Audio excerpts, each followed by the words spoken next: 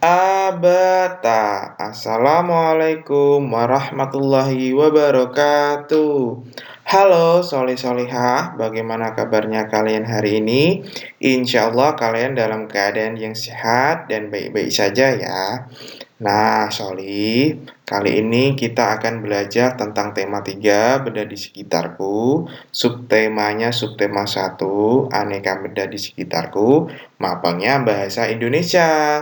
Nah, Solih, sebelum kita mulai pembelajaran pada kali ini, alangkah baiknya kita membaca basmalah terlebih dahulu ya. Bismillahirrahmanirrahim. Solih, seperti apa pembelajaran pada kali ini? Yuk simak video berikut sampai selesai ya.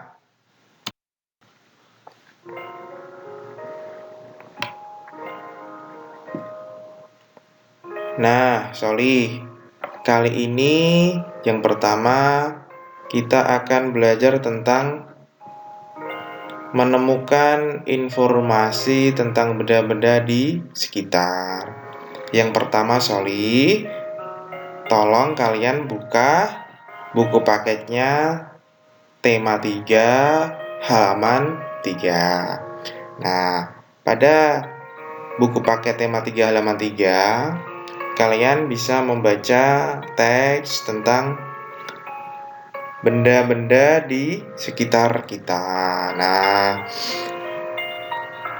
tentunya, Soli, kita dapat menemukan informasi tentang benda-benda di sekitar setelah kalian membaca teks secara cermat. Nah, setelah kalian membaca teks secara cermat, tentunya kalian dapat menemukan informasi penting yang ada dalam teks benda-benda di sekitar kita. Contohnya, dalam teks tersebut menceritakan tentang benda-benda apa saja. Nah, kalian baru bisa menjawab setelah kalian membaca teks tersebut. Nah, Soli, untuk selanjutnya yaitu tentang membuat ringkasan dari teks tentang benda-benda di sekitar kita. Nah, kita dapat menggali informasi dengan cara membuat pertanyaan-pertanyaan tentang teks yang kita baca. Nah, Soli, pertanyaan-pertanyaan dapat disusun menggunakan kata tanya sesuai dengan kebutuhan. Misalnya kita dapat menggunakan kata apa untuk menunjukkan peristiwa, kemudian di mana untuk menunjukkan lokasi, kemudian ada kapan untuk menunjukkan waktu, kemudian ada mengapa untuk menunjukkan sebab, ada siapa untuk menunjukkan pelaku atau seseorang, kemudian yang terakhir ada bagaimana untuk menunjukkan kejadian yang terjadi dalam peristiwa yang ada pada teks. Nah, informasi yang kita peroleh dari teks tentunya dapat digunakan untuk membuat ringkasan. Nah, Soli, untuk selanjutnya yaitu ada menemukan kata-kata baru di dalam teks tentang benda-benda di sekitar. Nah, di dalam teks kita akan menemukan banyak sekali kata-kata. Betul begitu ya? Nah, tentunya dalam teks itu ada kata-kata yang sudah kita ketahui artinya, ada juga yang belum kita ketahui artinya. Nah, tentunya Solih, jika kita menjumpai kata-kata yang belum kita ketahui artinya, kita dapat mencarinya di Kamus Besar Bahasa Indonesia atau singkatannya KBBI. Nah, Solih, ketika kalian menemukan kata-kata yang kalian tidak mengerti maknanya, kalian mencarinya di Kamus Besar Bahasa Indonesia atau KBBI.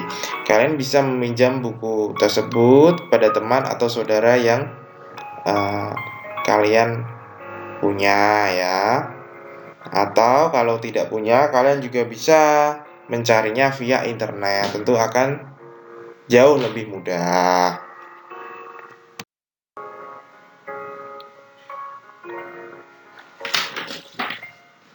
Soli, untuk selanjutnya kita akan membuat kalimat menggunakan kata-kata baru dari teks tentang benda-benda di sekitar. Kata-kata penting dari sebuah teks tentang benda di sekitar ada yang belum kita ketahui artinya. Seperti yang Bapak sampaikan tadi, kata-kata itu dapat kita cari artinya dengan menggunakan Kamus Besar Bahasa Indonesia atau disingkat KBBI. Setelah kita tahu artinya, kita dapat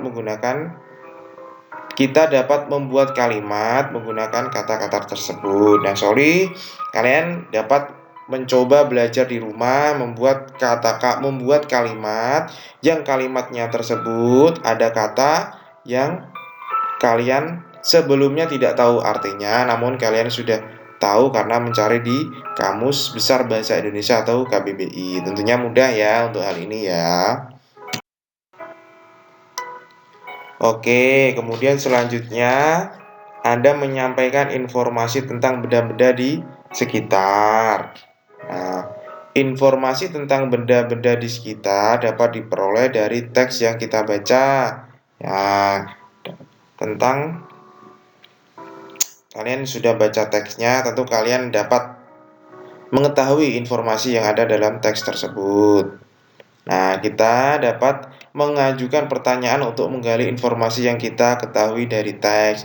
Nah, ini sudah Bapak jelaskan. Tadi ada apa, siapa, mengapa, kapan, bagaimana, ada macam-macam ya.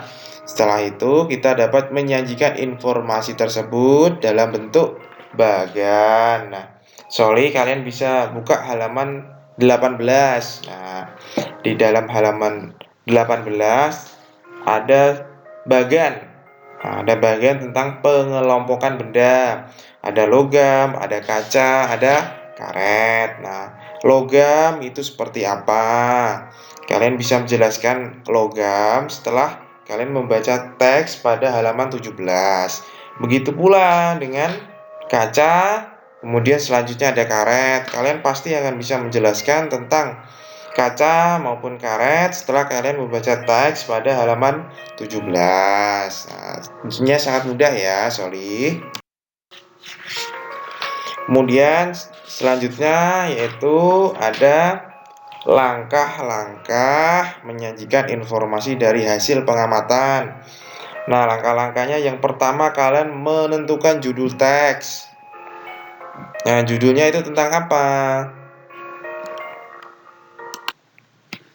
Nah, untuk langkah-langkah menyajikan informasi dari hasil pengamatan itu mudah saja. Setelah kalian mengamati, misalkan kalian mengamati tentang plastik, ya, tentang benda yang terbuat dari plastik. Nah, kalian menentukan judulnya. Apa nih judul yang tepat untuk hasil pengamatan yang sudah dilakukan.